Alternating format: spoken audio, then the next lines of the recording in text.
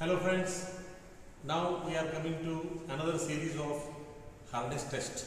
See, by now we have already introduced you two types of harness tests. One is the Rockwell harness test and another one is Brinell harness test. As I have told you, depending upon there is a low hardness, medium hardness and a very high hard surfaces.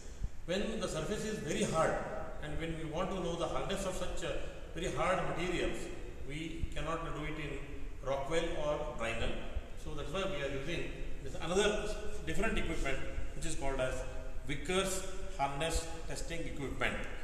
For appearance, it is exactly looking similar to the other one. Right? So therefore, what we are doing here is, first let me explain the complete equipment. What are the changes here? Let us concentrate on that, and then we will do it here. Very first important thing is, here there is no manual loading. This green button is power operated push button. When you push this button here, this is the loading arm. In the other two, Rockwell and Brinell, we used to hold this hand and we used to load it. But in this case it is not. The moment you press this, gradually this arm goes up and somewhere it will stop here. That means the specimen is getting loaded automatically by power. So this is the button which is going to be used. This anvil is very much same as what you have already seen in your earlier, you can say, Rockwell and Brinell harness test. When I rotate the handle, this anvil will go up and down, depends on whether it is clockwise or anti-clockwise rotation, and the specimens are kept. Here also we have the same three specimens, that is aluminium, steel and brass. See, I think you can see the marks. See, the one interesting point I would like to tell you here is, in the other two, the indenter was a ball, but here it is a diamond with a rhombus. You can say it is something like a rhombus. The punch or the mark, indent is not circle here. It is a rhombus here. That I think you can see on the screen later on. First, let us quickly see what is this loading to be set here. Unlike there is no rotating, you can say, knob to set the load 187.5 or 100 kg. Here we have a different set of loadings. Right from it starts with 5, 10, 15, 20, 30, 40, 50. Okay, these are the combinations. Other way you have 31.25 and 15.625. It depends upon the material and it depends upon the other settings. For this particular experiment, for these two materials, we have been asked to set it for 15 kg. So the moment you press one of this knob, see the 15 kg load, this knob has gone inside. Because I have pressed that, it has gone inside already. That means the load of 15 kg is going to act on the specimen. This is what we have to see here. Okay. Then here, another speciality is, you can come down here, you can see there is a lens and there is a light. See here, the top surface of the specimen, after the indentation is not clearly visible by naked eye. So therefore, we will take the zoomed, you can say, image of that top surface, and then we will look at the indentation which is being made. So for that there is a lens. This lens will send the light here, and through that light, this whatever the top surface is there, that is going to be appear here. Now let us quickly come here. See, look at this. This is called as the main indenter. You can see here, this is the indenter. See, earlier when you are keeping the specimen, you have rotated and you have come up to this position. The only cross check what you have to do is, when you rotate this, there should be some clearance. Please remember, when you rotate this, like this is the indenter, it is now in the outside position, this indenter. This has got a rhombus type of indenter at the tip, and it is very expensive. So therefore, when you push this here, there must be clearance. The specimen should not fall. Means you have to adjust the height of this specimen. There must be a small clearance between this indenter and this. The clearance must be very, very small. That you have to first initially check this with by noting down this, and then like this. See, now there is a clearance. You can see here. Once you have set this in this position, now you are going to press this knob. When the specimen is, this power button is pressed, the loading arm will go slowly. This loading arm will go slowly and the loading takes place. Okay. After, let us say, 2 minutes, after completely it is done, then we have to bring back manually this handle to the home position. While loading, it is done automatically, but while bringing back to home position, we have to manually bring it back, and it is now in the home position. Now, once this is done, automatically we have to, this particular, during loading, this has automatically, it will go inside. When you put the green button, push button, when you did that, automatically this will go here, and this automatically start putting the indentation on the surface here. This particular tip will go and make the indentation. And once you stop the, you can say, lever, when you bring it back to the home, automatically this will come up. Again, it will come back to the home position, and now the specimen surface is free to visible. Now, it's the most important part is this. You can see here. Can you see this? This is the box. This is the top surface. What I am seeing is the top surface. You can see here. There is a knob here. If I rotated this, this will go here and here. That not this. Inside you can see the scale. Can you see the scales inside? See, there are vertical lines. Can you see the vertical lines here? You see one vertical line, big and small, big line, vertical. There are a number of parallel lines you can see there. And in between that you can see the indentation. You can see this is the indentation which has been done, which is in the form of a rhombus. Can you see that? That is the indentation which is being made. Okay. Now, there is a thimble. Again, I told you, this is the thimble. By rotating this thimble, I can adjust the vernier scale here. Please look at this. There are two scales here. That is, one is the main big scale which are parallel to each other. The distance between two parallel lines, long parallel lines, is 0.1 mm. Okay. So, therefore, there are number of big lines. And if you look at this small, you can see here, this is the small vernier between 0 to 10, then 10 to 20, like that he has shown. There are again small 10 divisions are being provided here between this. Can you see that? The 10 divisions are there on the vernier scale. Now, here the main objective is to measure the diagonal length of the rhombus which is there. So, therefore, see here what we did with the help of this. When I rotated this, you can see here, I think you can see here. This, if I rotate like this, see here, this is going to move. What I have to do is one of the line here, you can see, I am going to touch the, you can say, rhombus corner. See, I have touched this.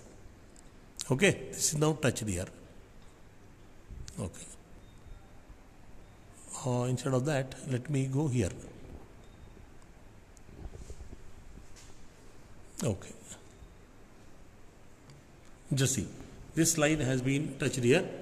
Now go on counting the number of lines. First 1, 2, 3, 4, 5. So that means there are 4 divisions. You can see here. In between two lines, parallel lines, there is considered as one division, 0.1. Then next 0.1, then 0.1, 0.1. But you see the last line is not exactly touching the rhombus. Okay. So that means I will show you on the, you can say, sketch what is to be done.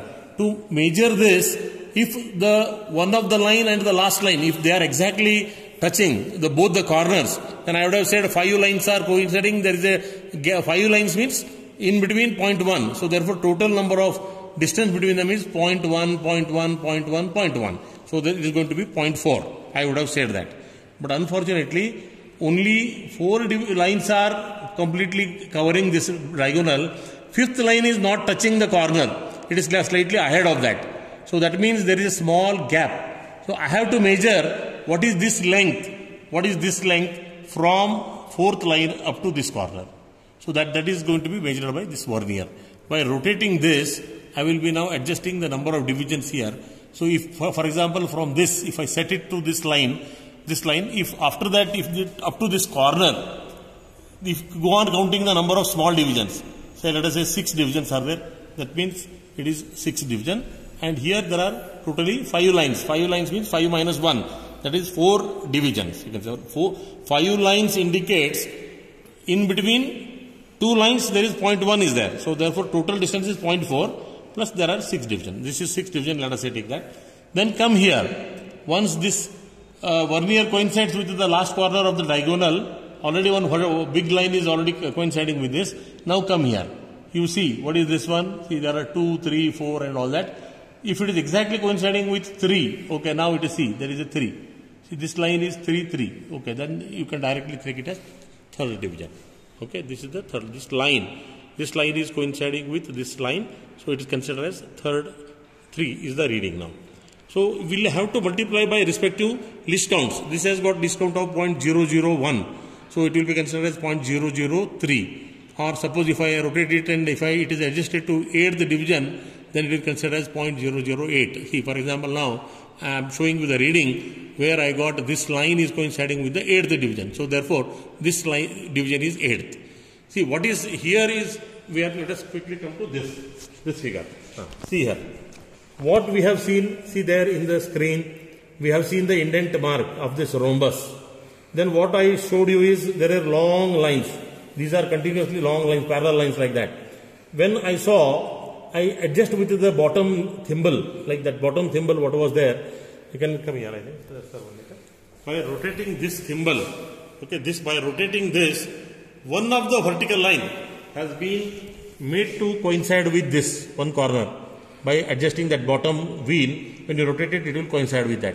So automatically when I count, see this is 1 line, 2 line, 3 line and 4 line. Whereas 5th line is not passing through this corner, it is a little ahead. So therefore what I can do is, in between two parallel lines it is 0.1, another is 0.1, another is 0.1. Okay, fine. It means 3 divisions are covering this diagonal, but still this much is still remaining. To measure how much this is, then I am going to use the side one, that is the vernier. This particular vernier I am rotating by adjusting this. What I did, again one of the division, there are totally 10 division in this vernier. One of the division I coincided with the last big line. So then from there I went on counting small number of divisions on the vernier. So then I found that 3 divisions are covering this. So that means this is the 3. So I have to multiply by these 3 divisions into 0.1 will give you 0.3. This is 1.1, 0.2, 0.1, that is 0.3. Then these small 3 divisions are multiplied by the discount of this particular scale, that is 0.01. So after that I will get, that is 0.03 I will get. Then I am coming to the outside. Outside I showed you the 8th division was coinciding with this big line. That means 8th is to be multiplied by 0.001. So the last reading is 0.008. So now we are adding all these readings. See, for example, you see here. First case what I did, each division is, that is 3 big division into 0.1. It is first reading is 0.3. Then second division scale, small, those vernier scale on the screen, that is 3 divisions. So that is multiplied by 0.01 into 3. That will give you 0.03. Then third scale, which is on the thimble, it is the 8th number of division was coinciding. I will multiply by the least count of that, 0.001, that will give you 0.008. Now you have to add all the 3. 0.3, then automatically when you add that, that will give you the total length of this, that is 0.338. Then there is a formula available, that is Vickers hardness number is given by 1.854 into bracket 15 upon this length what you have to put here now. This, when you do that, you will get 243.42, the answer for this. That is what is called as Vickers hardness number for that brass material. Okay. Now I will also show you, we have another method of showing this. For example, when you write this number 0.33 and 8, we are separating them. So let us go to a scale which is already kept ready. How to take this Vickers number? See, now by calculation you got 243.42. Now let us come to this chart. Here you can see here all these numbers are written here. Now just now what I got is 0.33. Yes, look at this. This is our 0.33. Then the 8th division is there. So 0, 1, 2, 3, 4, 5, 6, 7, 8. So let us go to the 8th division. So here, from here you come down and from here 0.33, where it is this is 33. See, now you come here. Look at this. What is this figure? 243. Okay. So this exactly the value what you got it from theory, that formula, the same, almost same value only you are getting that. So 8th division, the last division 8th, you have to come here. Okay, this one, and here the first 2 division, that is 0.33. The total number was 0.338. In that 0.33 you have to select here and 8 you have to select here. So when you come here, this is going to be the Vickers hardness number for this particular material surface. This you have to repeat for maybe 2-3 times on the same specimen. and finally get the average Vickers number for that. For example, then you can change the specimen to aluminium, and in the similar way you will get that. Okay, you will get, for example, you will get in the second decision the total number of divisions are 5. In that 5 you will multiply by 0.1, then you will get 4 division, that is 0.4 you will get. Next one you got fifth division of the vernier has been coincided, so therefore it was 0.05, you multiplied by 0.01, and in the vernier scale 9th division was coinciding, so that was added. So when you add all the three numbers, 0.459 mm you will get that. So I think this is the Vickers hardness number for aluminium. So this is what you have to repeat for all the three material, and then in the conclusion we have to make the same table. That is, the Vickers hardness has to be compared. I think here it is not done, that is why he got 6 marks only. So if you write all that, then you will get this. I hope you understood this. This is 0.33, you have to come here. 8th division, when you come here, 243 is the Vickers hardness number for the material. Okay, so this completes our experiment. This you have to repeat for 3 times on the same each specimen, take the average value and finally write it in the descending order, which one has got the highest Vickers hardness number, then which is the next material. This is going to be your conclusion. Remaining all other explanations we will be doing in the regular lab session. Thank you.